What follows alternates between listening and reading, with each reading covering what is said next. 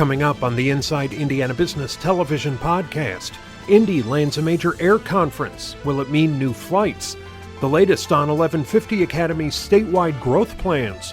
Former Indy Mayor Greg Ballard says we have a choice: less oil or more caskets. Indiana high schoolers launch a marketing firm. The search is on for more high school sports officials. And a look at the biggest economic development projects coming this year. Welcome to the Inside Indiana Business Television podcast. I'm Andy Ober.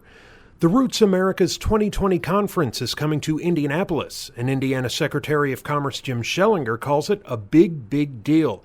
The event will bring about 800 representatives from airlines, airports, and tourism organizations to Indy. Schellinger joined Inside Indiana Business host Gary Dick to talk about what it means for the state. Why is this? This is a conference, okay? Roots America. Big conference. Why is it so big? Why is it so important for Indianapolis to land this? The significance of this cannot be overstated. For us to be able to have a conference here to showcase the #1 airport in North America, to showcase our world-class city, Indianapolis, our #1 convention center, to bring them in here February 3rd to the 5th in 2020 with 800 to 1,000 delegates representing 80 airlines and 300 different airports, which will have all their route planners and the people that plan schedule their slips, plan their routes domestic or internationally, and 50 tourism authorities, to have all of them here seeing it firsthand the great things of our city. It, again, cannot be overstated, the importance. So unique opportunity for those one-on-one meetings that you typically have to travel, and it takes a lot of maneuvering to do it. This is all coming to you, essentially. They're all coming here. So when you coordinate a direct flight, as we did with Delta in Paris, you have to go there and they have to come here, and people say, they're all coming here. And not only are they the quantity coming, but the quality. So this is where they have their national, international routes planning. So while we'll be dominated by attendees from North and South America, we'll also have representatives here from Asia and from Europe and from Africa. So this will be an international conference, and I think we're ready to go. This is right in our wheelhouse, the way we coordinate and host these things.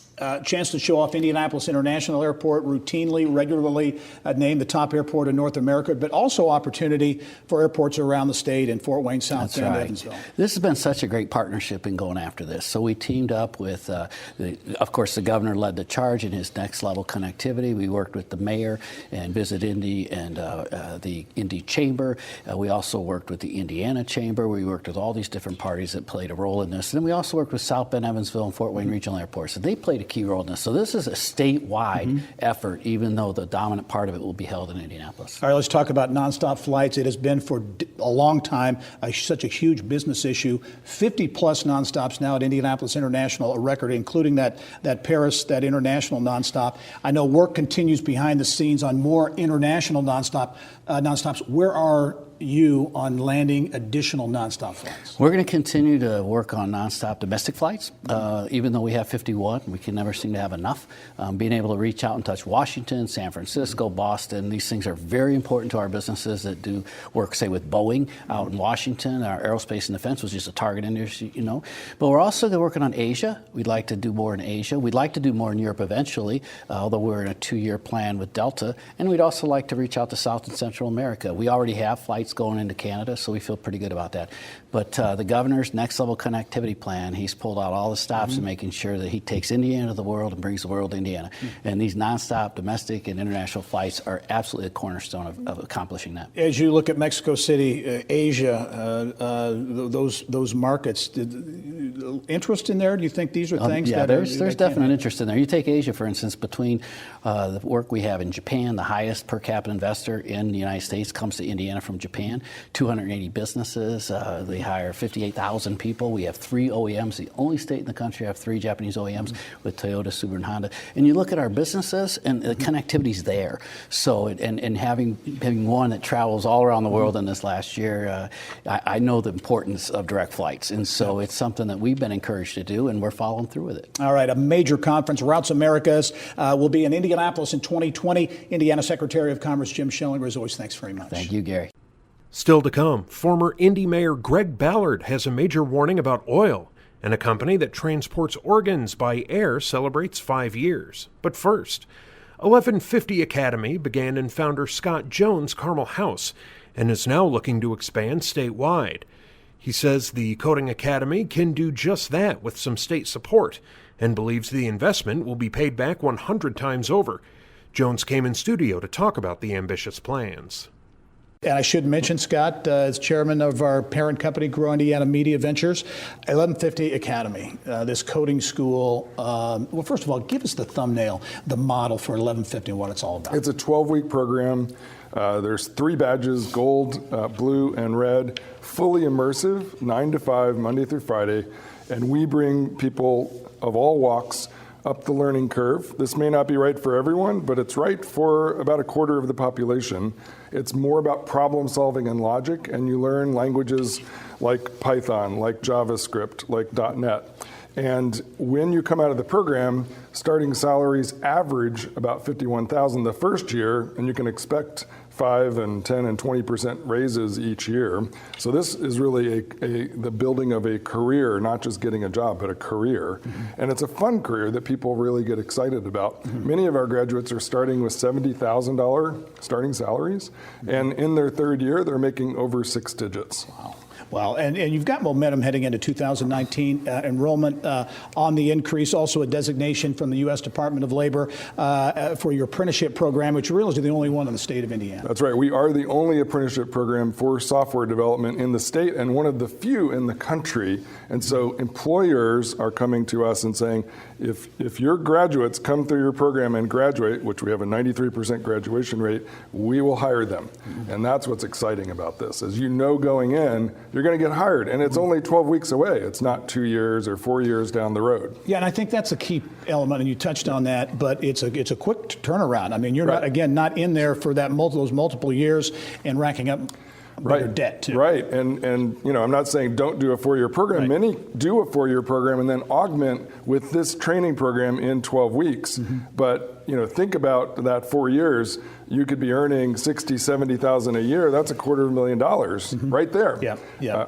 Let's talk about your plans going forward. You want to expand this model, this footprint, more enrollment, more locations around the state, and to do that, you're hoping to get some funding from the state legislature. Yes, I think the state legislature and the governor were visionary with their next level jobs legislation 2 years ago that allowed us to access a couple of buckets of money that totaled about $1.5 million. Well, that $1.5 million results in $15 million of Hoosier income in 1 year, and over the next decade, it's a career, that's $150 million. $1.5 million turns into $150 million of Hoosier income. That's a 100x return for our taxpayer money. Now, what legislator or governor wouldn't vote in favor of that? And if we put not just that amount in, but 10 times that bucket of $1.5 million, and if we had 15 to 20 million, now we can get $1.5 billion of Hoosier income. For the legislators watching, I think Scott just made a sales pitch there. So 1150 Academy continuing to grow. Scott Jones, as always, thanks for joining us. Yeah, thanks, Gary. Later in the podcast, we spotlight a company transporting thousands of donated organs, and some central Indiana high schoolers are running a marketing firm. But first, Greg Ballard spent 23 years in the Marine Corps before returning to Indianapolis, where he eventually became the city's 48th mayor. He can now add author to his resume with his new book, Less Oil or More Caskets. Ballard joined us to talk about the issue and why he's so passionate about it. The title of the book, as I said, is very provocative. Less Oil or More Caskets. What's it all about?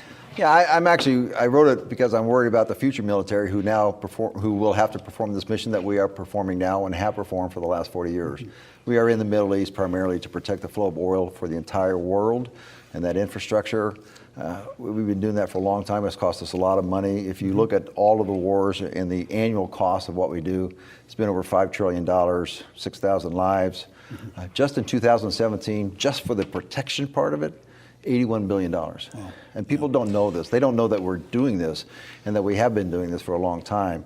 That's the part that I want to change. Also, clearly there's oil-rich nations have strategic leverage over oil-dependent nations.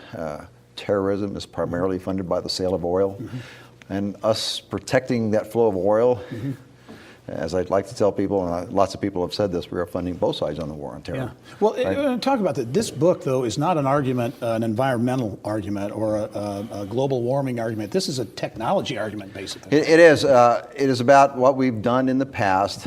And as I tell people, I would not have done this unless I thought there was a solution now. And there is a solution on the horizon now, because 70% of the world's oil is used for transportation.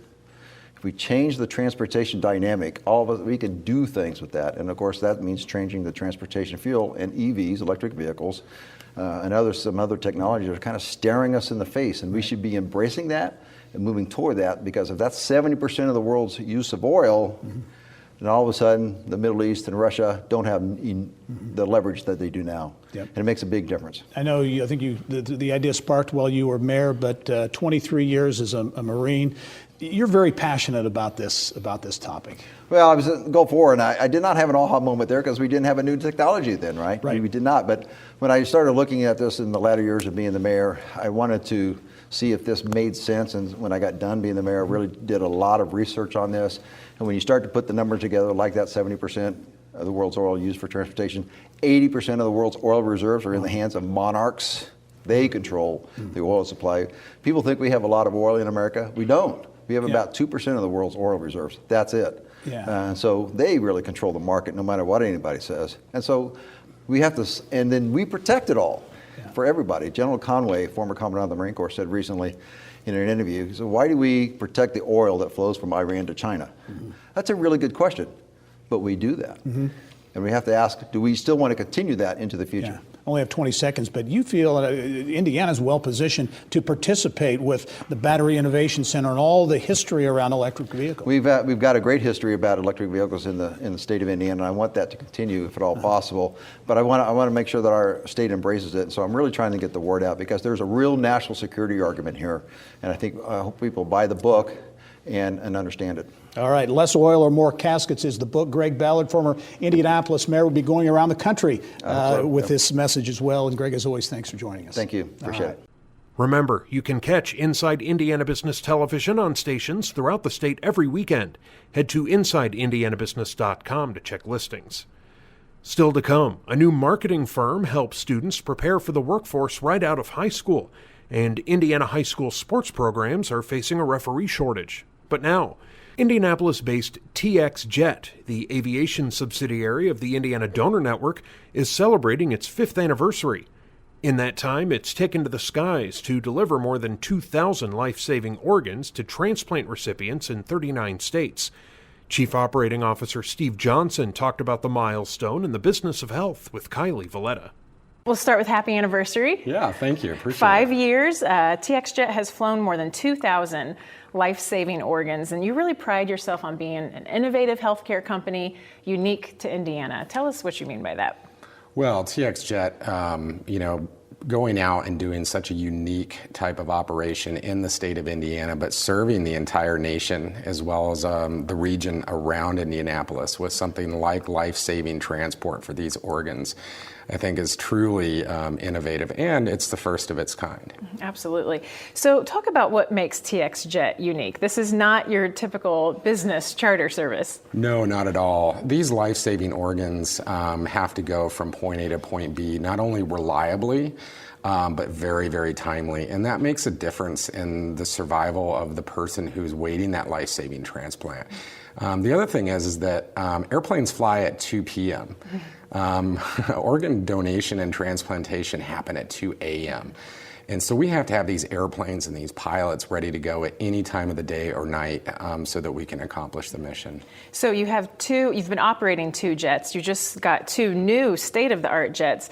But the heart of your mission is to fly anywhere around the U.S. to retrieve the organs and then bring them back to Indiana. But demand for your service has taken you beyond Indiana. Absolutely. We've flown as far as California for a life-saving organ to bring back to Indianapolis. And so that can take us anywhere and again, anytime. But yeah, it's amazing how far-reaching this can be. And you also serve Kentucky, Ohio? We do. We service Kentucky and Ohio transplant centers, as well as our 3 transplant centers here in Indianapolis. So part of your message is always reminding people about the general importance of organ transplantation and donation.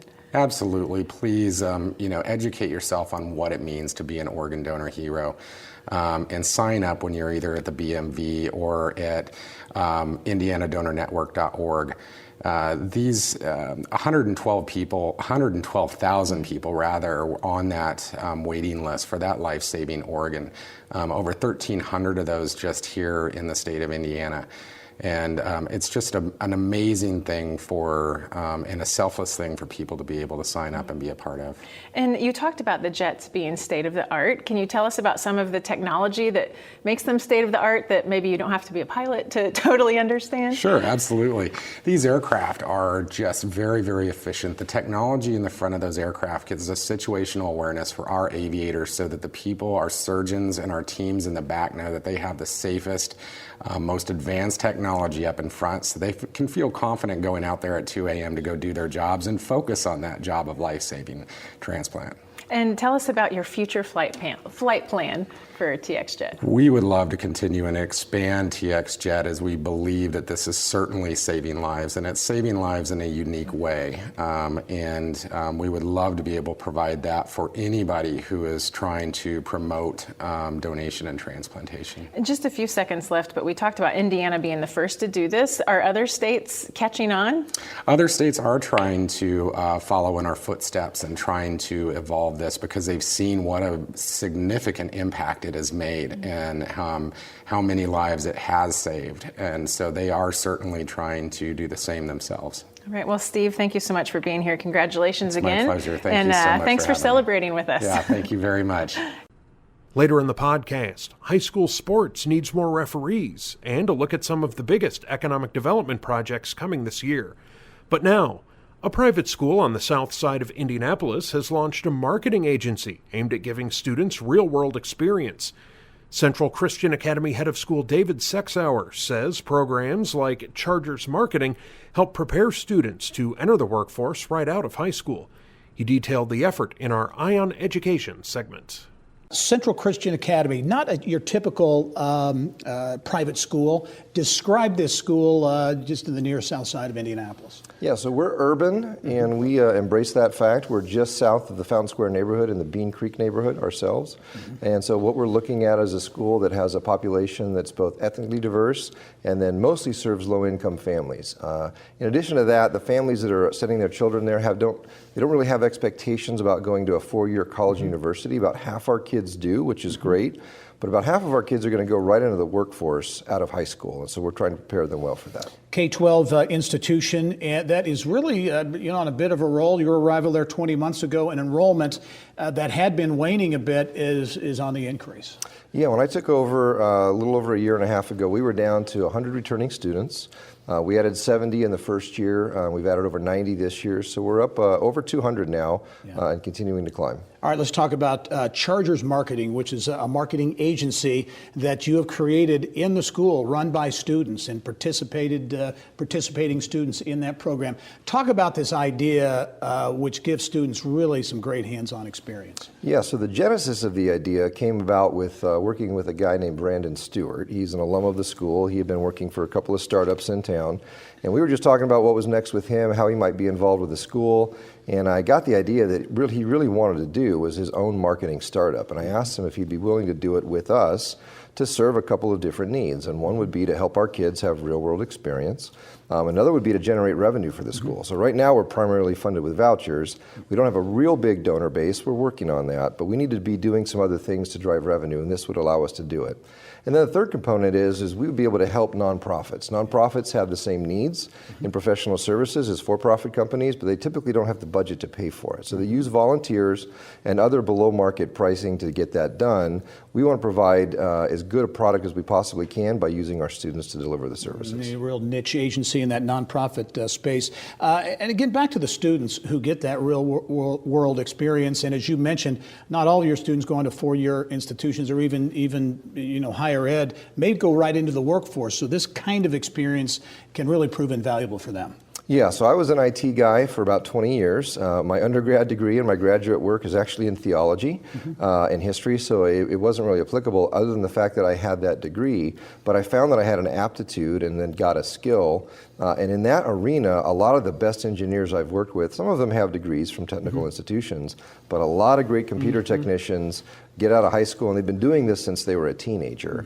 So I thought we can do the same thing with our kids. Well, as we wrap up too, this is part of what could be a broader model at Central Christian Academy. You've got the marketing agency, but you're looking at maybe starting other businesses that students can engage in as well. Yes, I am. This program right now has about half a dozen kids in it. At its peak, it'll probably have 10 to 12.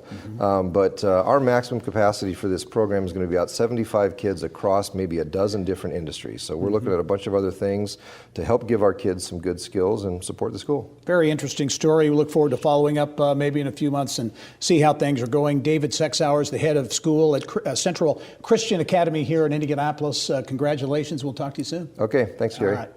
Still to come, we spotlight some of 2019's most ambitious economic development projects. But first, Dr. Carissa Niehoff is the new executive director of the National Federation of State High School Associations in Indianapolis. One of her biggest challenges, finding enough referees and officials to work the games. Niehoff joined Bill Benner for Inside Indiana Sports. What attracted you to this particular position? Well, I was in the position of executive director of the Connecticut Association, and from the moment I got involved with the Federation work, I just fell in love with the mission to serve, the mission to educate and support education-based programs that help kids. 50 state associations plus DC 51 associations that you oversee and hundreds of thousands of student athletes. What kind of vision do you bring as the Federation moves forward?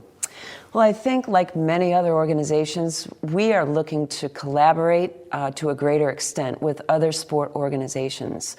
And through that collaboration, continue to develop programming that's not just about the X's and O's of learning sport, but all of the other things that are important to development through sport, and the great outcomes that participation in sport and the performing arts, for that matter, can have on the growth and development of kids. And Indianapolis has, again, with the NCAA located right next door to the Federation offices, USA Football, some of the NGBs that are here. So a good synergy that already exists here in Indianapolis. Absolutely. There's a magic here in the city that I knew existed, but have come to appreciate so much. It's palpable. The corporate citizenship here and how that through sport unites people. This is the place to be if you are invested in sport and all the potential it has from a society perspective. You said before we went on there, you'd like to see the Federation take a higher profile, more of a leadership role, and really be among those groups that can address the overall well-being of sport. Absolutely. We serve through just our athletic participation survey, we're looking at over 8 million young people in almost 20,000 high schools. So we have a huge population of participants. And we kind of represent that middle ground between youth and then certainly if there's post-high school career opportunities as a participant or a coach or some other role, we're that bridge, that very important developmental bridge. And for the vast majority, we forget that the high school athletic or performing arts experience, that's it. I mean, most of us don't go on to play in college or certainly not the pros. That's right. That's right. You still look at 2 to 3%, depending on the year, that actually might continue into a college experience, and fewer than that, certainly with a scholarship to help them along. Carissa, you recently co-authored a letter, and it was with Bobby Cox here with the IHSAA, but with every commissioner throughout the United States, that was addressed to parents, and it was saying you need to ease off of officials, and because officials it's growing increasingly difficult to recruit officials. Absolutely. the message really was, and the op-ed piece captured it as Cool It, and it was really addressing the negative parent or fan behavior that we see so often, and it makes its way into the media, and that just does a great disservice to the good work being done in our schools, in our programs where coaches are trying to work on sportsmanship, and there are many good parents and fans out there that all of that is undermined by horrible behavior, and the officials, it's a terrible environment for them to work in. So we're at a critical mass issue across all sports. Yeah, I think a federation did a study where officials last a year or two, and then they say, what the heck, I'm going to go do something else. Yeah, well, the National Association of Sport Officials did an extensive study. Over 17,000 officials responded, and they described the worst experience for them is at the competitive youth level, and that's where those parents sort of cut their negative teeth, and then they become high school parents, and that they're saying they don't want to participate as officials. As we wrap up, the Federation's celebrating its 100th year, and that will culminate here this June in Indianapolis with your centennial celebration. Talk a little bit about that. Well, we're thrilled to celebrate 100 years. We're going to be inviting our sports friends here in the city and outside of the city. We're inviting retired folks. We're really celebrating the journey that we've made in 100 years, the story of sport. Ironically, some of the challenges 100 years ago are the same challenges they are today, but we're making great progress, and all that sport has done for our society, we're going to celebrate. Well, Carissa Niehoff, we welcome you to Indianapolis. We hope you have a long, productive stay here, and we'll be calling you a Hoosier before you know it. I've got a lot of red in my wardrobe right now, so I'm getting there. All right. Yeah. Carissa Niehoff, thank you for being with us. And finally this week, there are some ambitious projects on the horizon in 2019. They include the $500 million 11 Park proposal and the possibility of a downtown Indianapolis casino. KSM Location Advisor CEO Tim Cook and President Katie Culp weighed in during our Eye on Economic Development segment. I mentioned off the top the Indy 11 proposal. The state's professional soccer franchise has talked about for several years now a stadium, wanting a new stadium. They're playing now in Lucas Oil Stadium, started at IUPUI, but they want a permanent home of their own. This latest proposal is it's a stadium, but also a multifaceted development with retail and a number of elements to it. Tim, we'll start with you. Your thoughts.